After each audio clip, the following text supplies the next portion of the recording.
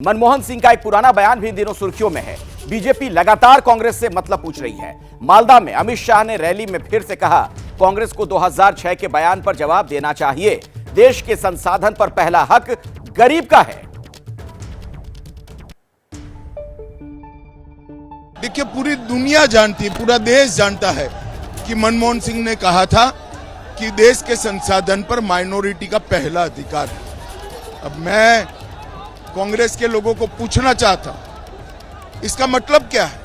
इस देश में कोई संविधान है या नहीं?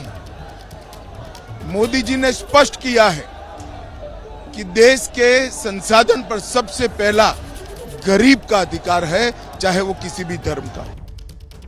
तो देश के संसाधनों पर सबसे पहला अधिकार गरीब का, ये क्या कहना अमित शाह का। हमारे साथ आशीष लगातार जुड़े हुए हैं। आशीष, क्या यह माना जाए ये वाला बयान मनमोहन सिंह का, जब वो प्रधानमंत्री थे, जो संसाधनों पर हक वाली बात उन्होंने कही थी, ये आज की तारीख में कांग्रेस के लिए गले की फांस बन चुका है बयान?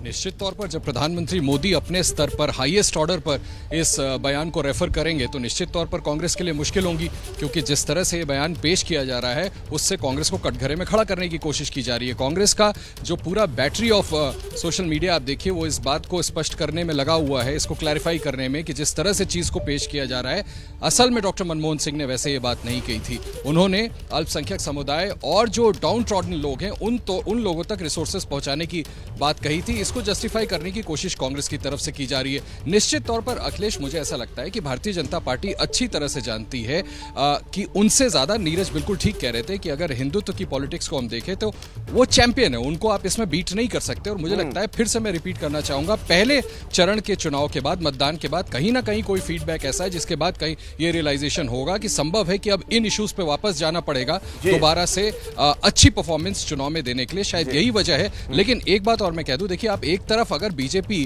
कोशिश कर रही है हिंदू वोट बैंक को इंटैक्ट रखने का, तो दूसरी तरफ विपक्ष कोशिश कर रहा है कि मुस्लिम वोट बैंक को वो इंटैक्ट रखे। तो कुल मिलाकर तस्वीर आशीष यही है कि सारा खेल वोट का नजर आ रहा है। ज्यादा से ज्यादा सीटें कैसे हासिल हो, इसी प्रयास में हर राजनीतिक दल है।